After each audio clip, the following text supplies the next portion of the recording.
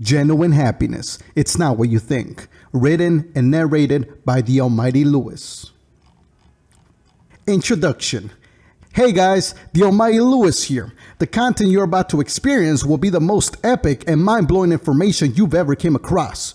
It doesn't matter who you are or what your circumstances may be, by the end of this book, you will know exactly what you need to do in order to be genuinely happy. So why is genuine happiness important in the first place? Is it because it puts a smile on our faces? Is it because we feel at peace and relaxed? Or is it because everyone wants it and now we want it too? Truth is, genuine happiness is so important because it places value on everything that we do. Anything you do in this life that isn't descending from genuine happiness will lead to a place of failure. Why is that? That's because genuine happiness isn't a cure. It's a lifestyle. A lifestyle that involves doing things from a place of genuine happiness. You may think that improving your life will automatically grant you genuine happiness, but that's not true. I did mention at the beginning of this book that it didn't matter who you were or what your circumstances were. This is true because in order for you to be genuinely happy, there is no success that must be attained first. The process functions in reverse to how you've been taught. Genuine happiness comes before success, not the other way around. If you want to experience genuine happiness, you must learn how to drop the success equals happiness paradigm. When you're no longer attached to anything or anyone, you will be set free from this paradigm. It's that simple. You can now stop reading this book and be genuinely happy, right? I just revealed the secret that'll make you genuinely happy for life. Well, not exactly. Setting yourself free from this paradigm is not easy. It's actually very complicated, but you, my friend, are very lucky to have gotten your hands on this book because the Almighty Lewis got you covered. Forget everything you know about genuine happiness and prepare to open your mind to the new reality. Nothing from the external world will ever make you genuinely happy. I am sorry, but that literally means nothing. I'm including family, friends, sexual partners, and even materialistic things. You have been deceived into believing that genuine happiness is out there, when in fact, it's in you. You've carried genuine happiness inside you all this time. The problem is, no one ever told you to stop looking out there and start looking into yourself. The shortcut has always been to look outside. This is the part where my book transforms into a map. I'm not here to teach you what to do to be genuinely happy. I am here to teach you how to remove everything that's in the way of you being genuinely happy. I'm also here to show you the path you must undertake to reach that state of genuine happiness. Because once again, genuine happiness is already inside of you. All you need is enough awareness to communicate with it. I've broken down our journey of pursuing genuine happiness into 10 fundamental laws. Each have been composed with the purpose of opening your mind and injecting the right way to approach genuine happiness. I warn you, these laws are severely intense and emotional, so I ask you to please remain calm and finish the book until the end. Information like this can be hard to grasp onto right from the get-go. Feel free to review this book over and over again for a much vivid understanding of the content. I put my soul and full dedication to make this book the fastest and most effective resource to finding genuine happiness. Embrace this lifestyle and be ready to transform. Law number 1, become aware of social conditioning. We have conceded control and given up our power to society. As a consequence, we're doomed to drown into a pit hole of pain and confusion for the rest of our lives. But why? Isn't society supposed to take care of us? Don't they have the formula to the happy life? Actually, they don't. They trick you into believing that they do, but it's all part of a conspiracy. The system society has built benefits only the few number of individuals who meet their requirements. The rest of us have the responsibility to find our own path in life. Sounds pretty unfair, I know, but there is still a way to be genuinely happy within the system. It all begins with the elimination of everything that tries to grab our attention and deceive us into genuine happiness. Something you must engrave inside of you is that nothing external can make you genuinely happy. It does not matter what the television tells you. It does not matter what your teacher or boss tells you. It does not even matter what your family and friends tell you. If you really want to understand the core of genuine happiness, you must transcend every existing source. But I have proof of genuine happiness that came from these sources, you say. That's not true. Self-deception and ignorance have blinded you from the truth, or in other words, yourself. Social conditioning. Definition. The act of conditioning an individual through emotional methods. End of definition. Emotions are beautiful. They help us to express ourselves and expose our vulnerability to the world. Emotions dominate our sense of experience and have full control over thoughts. In turn, emotions could be used to bond with another individual from a place of sincerity or deception. Unfortunately, society has noticed this exposure in us and has exploited it for its own benefit. Throughout the years, society's power to deceive us has grown exponentially to such degree that it barely has to do anything to keep the system running. How? Because we've labeled society's system as our default way of living. Society's way of looking at life has now become our way of looking at life, and we've done them a favor by passing on the word. Society in of itself isn't that bad. In some areas, we should be thankful that such system exists, but for a purpose of discovering genuine happiness, it's just not going to do it. Everything external that triggers our senses into false genuine happiness must be eliminated. I don't literally mean eliminating them in a physical manner. By elimination, I mean removing the genuine happiness it deceptively provides to you. This must be done as an emotional motivator to find genuine happiness. If you don't eliminate the deception, you won't be motivated to find genuine happiness. Society has made it really simple to have access to all these genuine happiness imposters, and now everyone believes that feeling excited equals feeling genuinely happy. Once again, this is not true because excitement comes from the external world. Excitement isn't genuine happiness, it is simply an emotion. But if it provides this false sense of genuine happiness, why would you want to drop it? There really isn't an emotional reason to at this point. Logically, it makes sense that genuine happiness has more importance, but emotionally, it can be detrimental. In order to pursue genuine happiness, you have to eliminate all these genuine happiness imposters. You have to lose everything you consider to be genuine happiness at this point. The following laws will help you do exactly that. They will help you break through social conditioning and reach that place of never-ending genuine happiness. Law number 2, open your mind. You've now been exposed to the truth. You know that genuine happiness can be found outside of yourself. You've learned about conditioning and the components it utilizes to deceive you. So the question now becomes, how do you manage it? How do you integrate this truth into your current reality to experience genuine happiness? The answer is, you have to open your mind to this new reality, and that is accomplished through change. There is no other way. There are no shortcuts to this process. If you want to experience genuine happiness that descends from yourself, you have to change. Keep in mind, we aren't changing everything about you. We're only going to change specific habits that are preventing you from experiencing this new reality by default. Most of these go unnoticed by you and the ones around you because few are those who have found genuine happiness. Through these laws, you will learn about every single one of them very clearly, and your mind must be receptive to all of them. In order for this to happen effectively, we have to take your current habits and transform them into a solid foundation for genuine happiness. An open mind is a must if we plan on succeeding with this process. Why? Because as we transform, we will have to surrender to a massive behavior change. This will freak you out like nothing ever before. You must be ready to deal with the emotional pain that'll come with change. You must become aware of the fact that in order to engrave the truth, discomfort must be embraced. It all comes down to your motivation. Why do you need to find genuine happiness? What's in it for you? My reasons or somebody else's reasons don't actually matter here because it's your pain, not ours. There's no escape to emotional pain, but there is a way to change the interpretation of that pain. That is what we will focus on. Look at the pain from a different point of view. Society has taught you to always escape from emotional pain, never confront it, instead evade it. You need to stop believing in that because escape is not the answer. Escape will not help towards finding genuine happiness. It will relieve you from the pain momentarily, but you will experience more pain later as you suffer from the lack of genuine happiness. It's better if we work on the interpretation of the pain because it'll always be there. Anything you choose to pursue in this life will bring a challenge, and challenges usually bring pain and desire of giving up. You can't succeed if you don't change.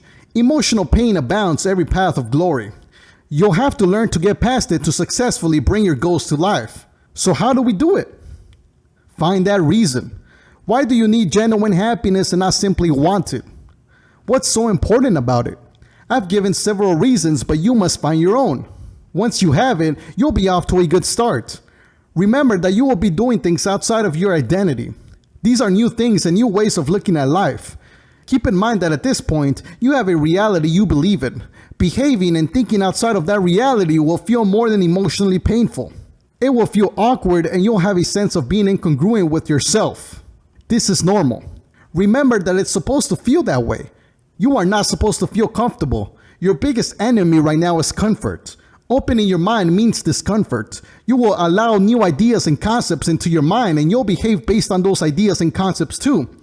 Your mind by default will want to judge and reject them at once.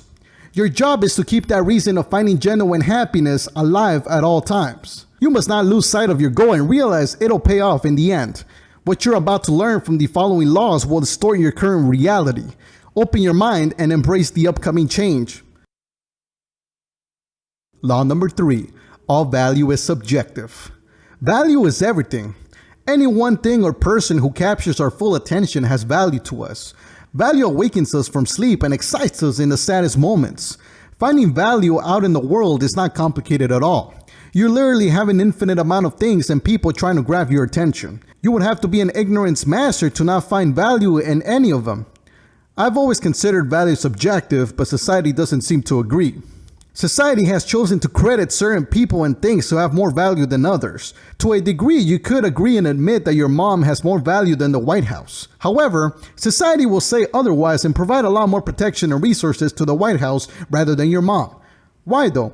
Isn't your mom a lot more valuable than the White House without question? Not necessarily. Value is subjective. What I mean is that value has no tangible definition, only theoretical. This means that you can't label a thing or a person as an example of higher or lower value. Why? Because everything you'll be doing is giving your opinion about value, not its true definition.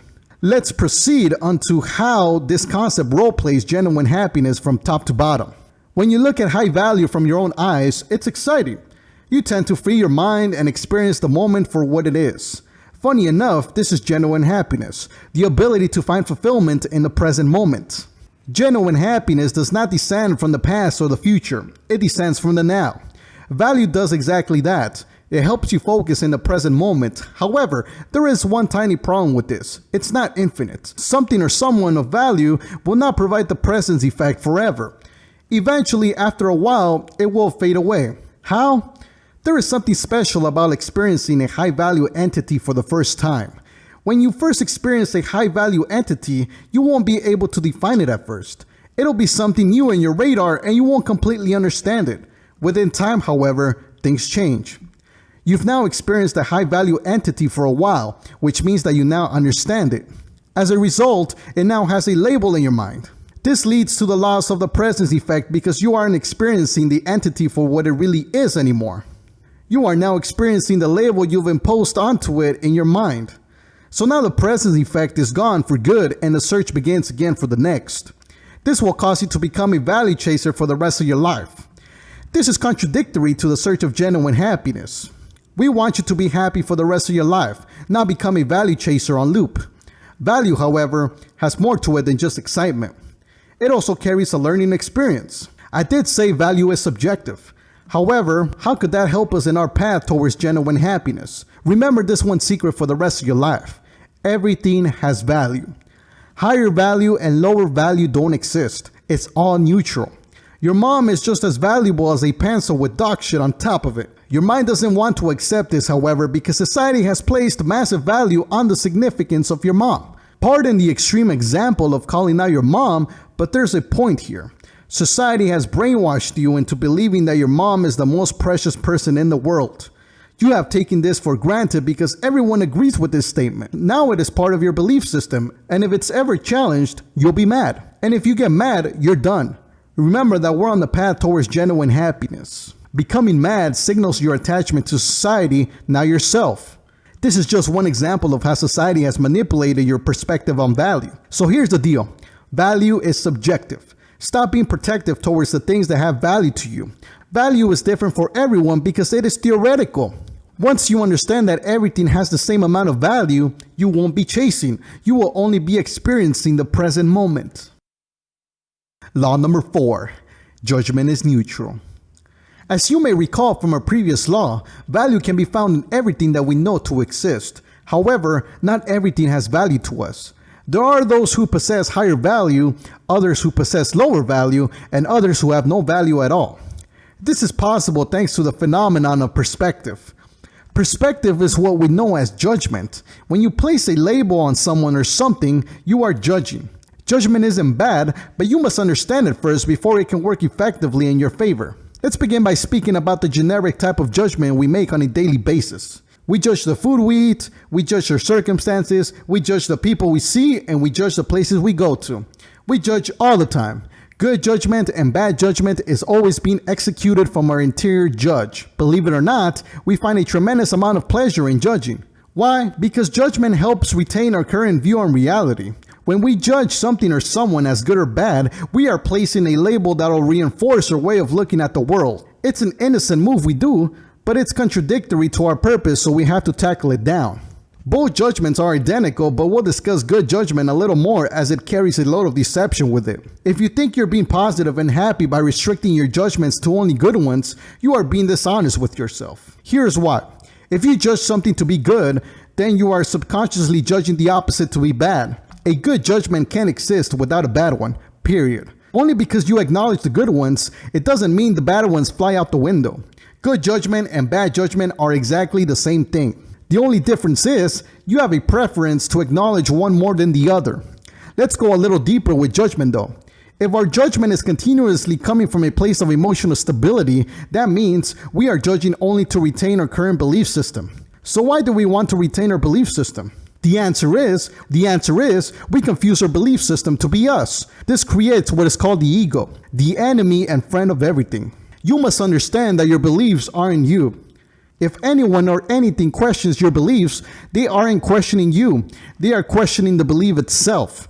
Remember that we must eliminate some desires to find genuine happiness. One of our biggest desires is to hold on to our beliefs. In order to proceed with our journey, we must learn to let go. You are not your beliefs. Remember what we discussed earlier in this book. Open your mind. You can't open your mind if you don't let go of what you currently believe in. You must let go if you want to see a change happen. After you let go, you will notice a big difference in your judgment scheme. The way you see the world will be different now. You'll no longer feel threatened by the things that exist or the things that people do. You will now be able to enjoy everyone and everything for what they are. I did mention that judgment had an effective side to it. Allow me to elaborate. I still judge between good and bad, but for a different reason.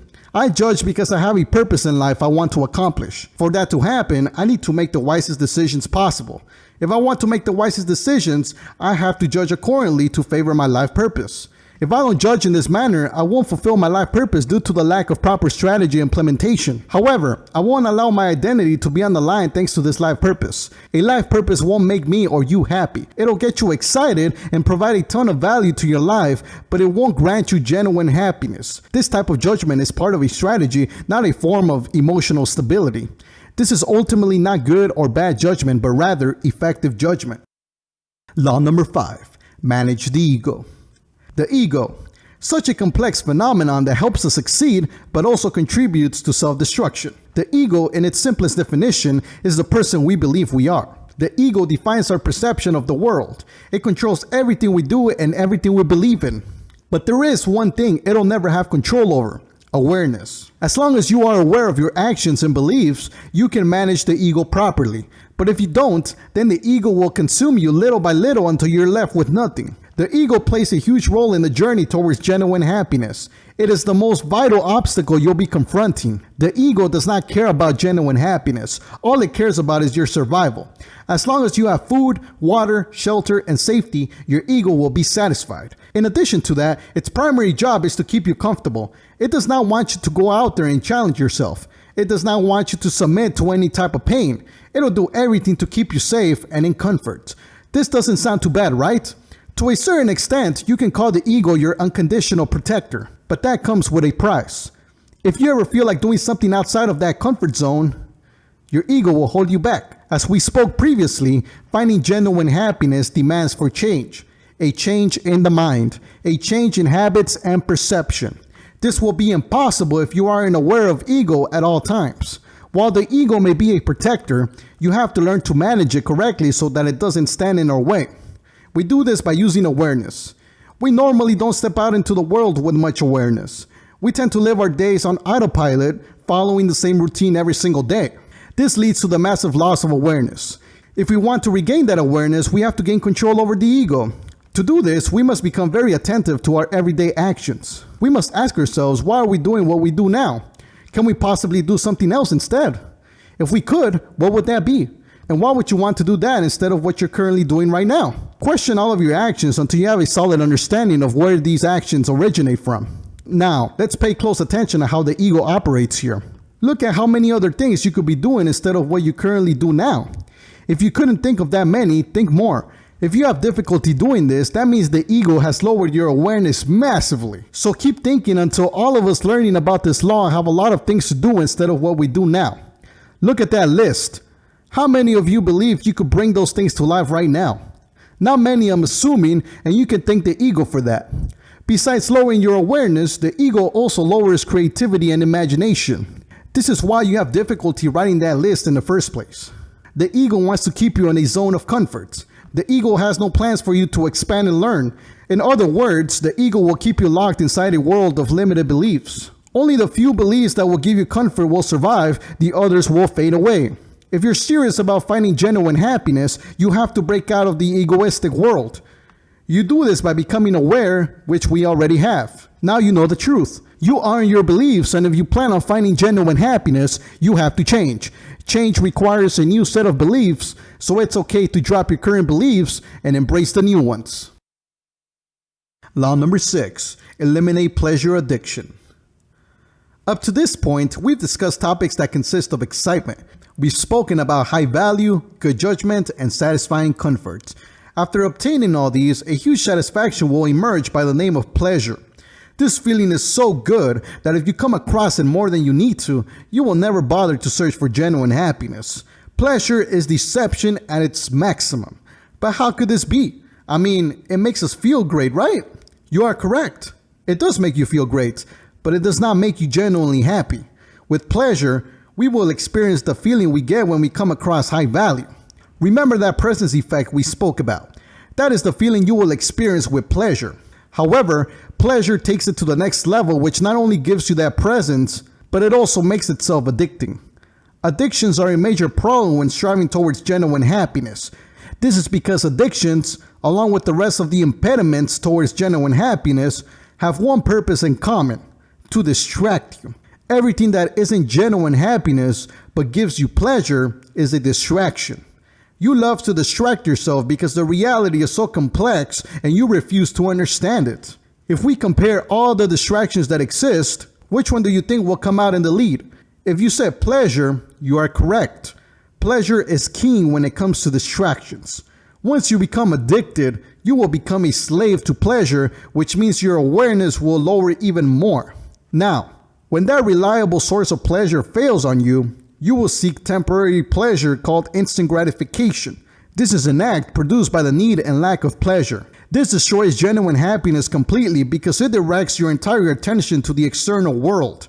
Pleasure has such a massive distracting effect that it could shut down your awareness forever if it's not treated on time. Most of us walk on the world with very low awareness. This is why we fail to find value in ourselves. I mean, how could we if everything external is already giving us that value? External pleasure has made sure it deceives you from top to bottom. It makes sure that you are fully satisfied by it.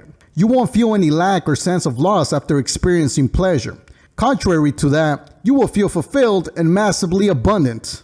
This is a big problem that must be dealt with. However, we don't want to eliminate pleasure. We only want to separate the distraction effect from it.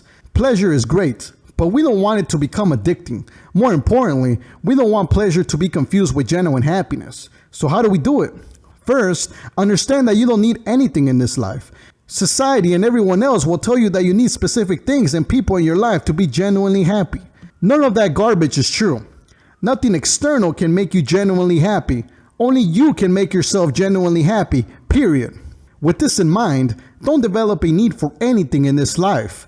Finding pleasure in something or someone is great. Experience it while it lasts, but then move on. You don't have to leech onto it in order to repeat the sensation of pleasure over and over again. There are so many things out there that provide pleasure. You don't have to hold on to only one. More importantly, you don't need pleasure at all. Pleasure is a great feeling, but not a necessary one. You can be genuinely happy without pleasure just as much as you can be genuinely happy without love and success. So stop pursuing pleasure so desperately and don't use it as a method of maintaining emotional stability. If anything, becoming addicted to pleasure will make your emotions weaker and less easy to control. I know the reality is difficult to understand. It took me 2 years to comprehend how genuine happiness has to be found. For you, it may be less because you're listening to this book. Ultimately, I want you to understand that there are no shortcuts in anything in this life. Everything requires hard work and proper timing. Pleasure in no means is a shortcut to genuine happiness. It will become an obstacle if an addiction emerges for it. In summary, pleasure is a great feeling. It's very worth experiencing, but don't become a slave to it. Law number 7, learn to forgive. The way you look at the world matters a lot more than you think. If you emotionally hate someone or something, you will never find genuine happiness.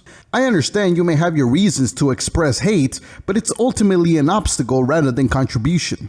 Learning to forgive and apologize is very important because it'll reduce the amount of hate you express on a daily basis. Let's talk about forgiveness first. Many people believe they know how to forgive, but they actually don't. Forgiveness is not about ignorance. If someone or something has offended you and hurt you in some way, you don't just ignore the fact and take it as forgiveness. If you really want to forgive, you must understand the place it's coming from. We as people will always hurt someone or something in this life, whether we want to or not. We all have different ways of looking at the world. Accept this if you want to find genuine happiness. No reason is valid enough to hate anyone or anything. It all comes down to your own perception. I don't hate the same things and people that you hate, and you don't hate the same things and people that I do. This means that hate is subjective too. Stop hating and learn to forgive. Everyone and everything is doing what they know how to do. That could either be something that you like or that you don't. Whichever it might be, hate shouldn't be involved. Hating someone or something only stops you from moving forward.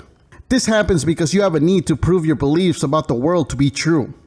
Once again, your way of looking at the world isn't the same as everyone else's. You shouldn't be pushing people or things into your reality if they don't fit. Your belief system is for you and only for you. Everyone else has their own that works for them. So how do you forgive? Simple. Let go of hate by letting go of anger first. If we had a list of byproducts from social conditioning, anger would take first place. The main reason we feel anger is because we build a system of beliefs which we consider to be our identity. When someone or something opposes one of our beliefs, we feel a need to defend it. Why? Because we've mistaken those beliefs for our identity. In a reality like this, of course, there is a need to defend our beliefs. It is our identity who is on the line. We never want to feel disrespected or depreciated. This is why we get mad. So I repeat, you are not your beliefs. So stop defending them as if they were you. If you do this one simple thing, your anger levels will drop drastically until there's nothing left of it. This is what we want. We want to empty the tank of anger. Forgive through acceptance and also by empathizing. Remember that your actions make other people angry too. You can't satisfy everyone and not everyone can satisfy you. This is life. Accept that and forgive everyone and everything for their actions. Lastly, learn to apologize. You've seen one side of the coin, now it's time to imagine yourself on the other side. Someone else is mad at you for something that you did. How do you respond? Simple. The other person needs to understand that you understand the concept of different perspectives. This is accomplished by apologizing as follows. Tell the other person that you're sorry if your actions hurt them, but this is what you believe in. You will not change your actions or beliefs only to please their own reality. If the other person decides to forgive you, that is their choice. You've done your part and you will feel great that you did. Learn to forgive and apologize. We live in a world full of beliefs. Take the ones that feel correct and move on with your journey. There is genuine happiness waiting up ahead. Don't let your perspective on the world get in the way. Law number 8. Perfection is an illusion. How many days have you experienced without judging yourself? Probably not too many. And I can almost be certain most of these days date back to when you were a child. Interesting, right? Remember when you were a child? Remember how you didn't have an identity to live up to? As a child, society let you be at your will. During this age, you subconsciously accepted yourself as being perfect. There wasn't really anything you can point out from yourself to be wrong. This is because you still weren't aware of the comparison dynamic. As a child, you didn't feel the need to be better than anyone else. All you really cared about was being yourself. Freedom of expression was everything you asked for, and that by itself made you genuinely happy. As you grew up, however, things changed. You became aware of the fact that other children exist too. Not only that, but you also became aware of the incentive for competition. Your teachers, your friends, and even your family always told you to be the best at everything. They wanted you to constantly improve upon yourself, and if you failed to do so, the consequences will arrive. You would be punished in one way or another. This created an ambition in you to always stay at the top of everything. This ambition fed from the fear of not only punishment, but also embarrassment. Society and everyone else made it clear that if you failed, you weren't good enough anymore. And if you failed on a continuous basis, then your value will no longer exist. This ultimately enclosed you in a world of fear and a need for success to withhold your own value. We now live a life that offers two avenues. You either work hard to become a better person, or you constantly distract yourself to deny your imperfections. Some of us deceive ourselves by embracing those imperfections or find shortcuts to become better. Very few people have actually become aware of the truth though.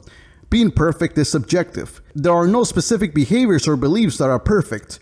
Perfect is only what you consider perfect. Let's focus on you first. Why can't you possibly accept yourself for who you are right now? Why do you need to improve and actualize yourself as a person?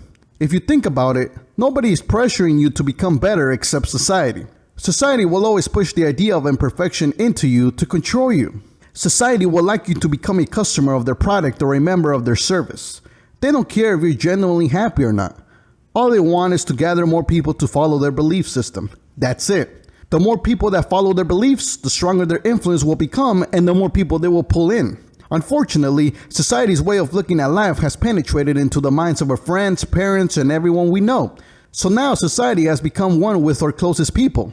We're all judging each other based on our progress in life. There are a few who don't, and those few are the ones who study this content or have been correctly informed. So, here's the deal. Perfection is subjective, which means that you're already perfect. It does not mean you should stop pursuing the things that you want in life.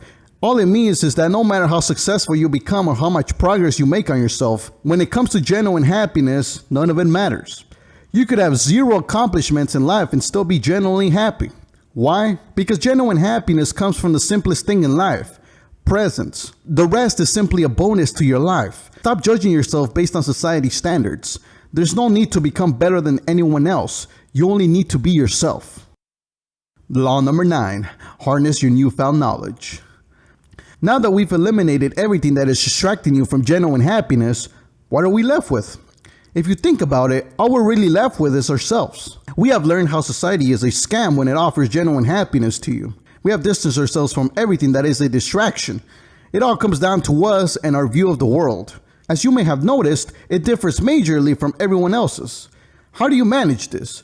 Do you go around and start forcing people to believe everything you have learned? Can you not engage in conversations anymore because you know the truth? These and many more questions arouse. First of all, you don't go around and start convincing people to believe in the truth. Why? If you do this, you will be no different than social conditioning itself. Remember what this information is for: your genuine happiness. This information hasn't been given to you in spite of excitement. You must use what you have learned here to attain genuine happiness and nothing else. You are not to use this information to grab attention or judge others for their actions. Having hold of this information does not place you above anyone else. Remember that value is subjective. I don't feel better than you only because I've written this book. Being genuinely happy does not add value to your life. It only offers a different way to experience life. Genuine happiness is not a destination. It's a way of life. Genuine happiness is only for those who've lost everything in life and feel unworthy of living. When you find yourself in a place where the world and the people you love have given you their back, this is the perfect time to apply what you've learned in this book. Don't get me wrong, however. If you're not in such a negative place right now, you can still take advantage of the laws discussed in this book. In addition to that, you never know when your life might have to take an unexpected shift. It's always good to be prepared. Believe me on this one. Now, shall you find yourself having a conversation with someone and they bring up something contrary to what we've discussed in this book? Do you immediately correct them and prove your point to be right? No, you don't. Remember that genuine happiness is only one of the many ways to experience life. It's not the correct one. It's the one I would recommend, sure, but I will never force you to live this lifestyle, and you shouldn't either. Respect everyone's way of looking at life and only reveal your information if you notice the occasion calls for it. If the other person has lost hope for life, this might be a good time to reveal what you know. Other than that, focus on the bond of the relationship rather than trying to prove your point. Lastly, don't judge other people for not pursuing the same lifestyle detailed in this book. Remember, we all have different ways of looking at the world. Each of them are helpful towards our own goals. Don't disrupt that from them, or you will wreck their life up rather than improve it. I personally love to share what I know, but always in a respectful manner. I look at it the way Spider-Man does. With great power comes great responsibility. I believe I possess knowledge, in this case power, that could change people's lives and possibly save a life or two. It is my responsibility to share this information with all of you. I also understand that this information has helped me, but it won't help everyone. As a matter of fact, there will be people who will hate and repel this information because their view of the world is already well-rounded. I totally respect that, and please, I ask you to challenge all the information you've read in this book. Part of internalizing this information is figuring it all out through your own experience. In order for this to happen, you have to question everything. After you've discussed everything, apply it and be aware of how it all plays out for you. Only then will you internalize this information and it'll click inside of your reality. Don't be afraid to think differently. Genuine happiness is a beautiful lifestyle I would encourage you to pursue if you read this far, but the choice is ultimately yours. Law number 10, live a normal life. We've made it. We know everything there is to know about finding genuine happiness. However, along the way, there was a lot of change involved that could backfire on us if we don't manage it properly. We have learned about the external factors who have controlled our lives all along. We have cultivated helpful habits that are going to help us attain genuine happiness.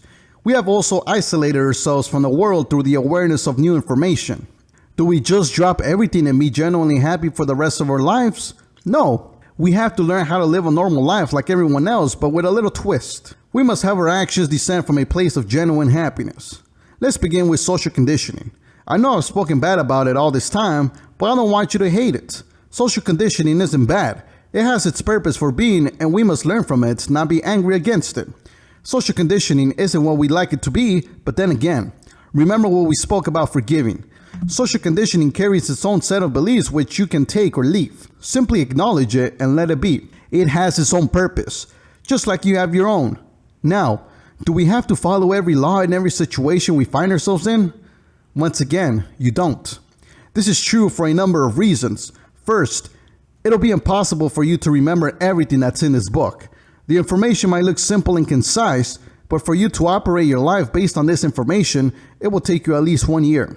You can't live up to every law in every situation because you simply won't remember them all. Second, our goal won't always be genuine happiness. As I've said before, genuine happiness is a lifestyle, not a destination. Within this lifestyle, you will pursue your passions and ambitions just like any other person would.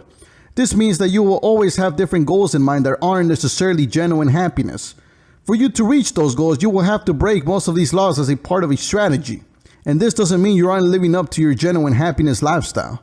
Reason why is because your personal goals and genuine happiness don't operate on the same spectrum. They are independent from each other but paradoxically work together. Genuine happiness is what gives your goals meaning and its potential success. It's fair to say that if genuine happiness ignites the spark to start a purpose, you will succeed. After that's been established, then comes the actual doing, which carries a different purpose. If you happen to fail in the actual doing, your genuine happiness will and should remain intact because they operate on different spectrums. Break the laws and be proud to do so.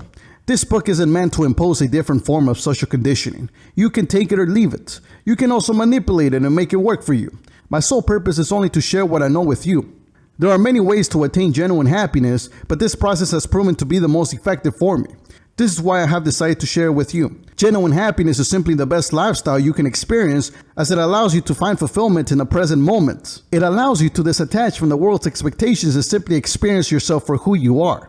Genuine happiness isn't about following these laws to the letter. It is about using them to break out of your current reality that is preventing you from experiencing it yourself. Once you have broken out, then you can practice being happy. Genuine happiness, the experience explained. Genuine happiness is such a simple experience that took me lots of time to break down due to its simplicity. So how does genuine happiness actually feel? Most people would say that it's putting a smile on your face all the time. If you can maintain that smile long enough, that would be a signal that you are a happy person. That isn't quite the case though. Genuine happiness actually intertwines with two other experiences that we know as love and peace. If you've experienced these at its genuine level, then you will understand the feeling of genuine happiness very clearly. If you haven't, don't worry. I will break it down for you right now. The feeling of genuine happiness feels like peace. It's the feeling of letting go. Imagine every one of your problems simply faded away. Imagine you have everything you desire in life. It's all yours. No problems and no attachment. This is genuine happiness. The ability to get out of your head and live in the moment. Presence withholds genuine happiness, which is why it's always with you all the time. The reason why you are the source of your genuine happiness is because you possess something that could communicate with that presence, awareness. Your ability to become aware allows you to become aware of the present moment. If you weren't capable of becoming aware, then you wouldn't be able to communicate with the moment. This is why this book has focused strongly on bringing that awareness back to life. Society and your own ego have done everything they can to keep it away from you. Why? Because awareness is capable of defeating both. Awareness is the ultimate winner when faced against society and the ego. This explains why people who fight against society preach so much about raising awareness. Awareness is your most valuable tool in discovering genuine happiness. This book withholds the key to expanding the awareness that deals with genuine happiness. Let's go a little deeper though. How do we use awareness to find genuine happiness? The most effective way to utilize your awareness is by practicing meditation. As you may have already heard, there are lots of ways to practice meditation, but for now, I will teach you the simplest of them all. Focus on nothingness. Focus on the moment, literally. Stop whatever you're doing and close yourself in a place away from distractions and simply stare at the wall. Stare at the wall and clear your mind of all thought. If a thought arouses in your mind, accept it, but don't engage on it. Let it go. Do this for 10 minutes at first and then bump it up to as many minutes as you like.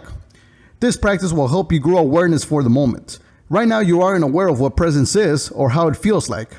After you practice meditation every day, you will begin to develop your awareness and begin to acknowledge the moment of being with yourself.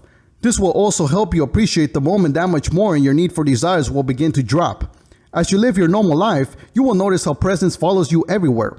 It'll always be there with you. If you learn to develop awareness for that presence, you will notice it everywhere you go, and as a result, genuine happiness will become a way of living. That is how it all comes together. Very beautiful if you ask me. My fellow readers, it's been an honor to have been your instructor along this journey. The power is in your hands to find that genuine happiness. You have been equipped with the best information you'll ever hear in your life. Make yourself genuinely happy. Remember, I believe in each and every one of you. Genuine Happiness. It's not what you think. Written and narrated by the Almighty Lewis.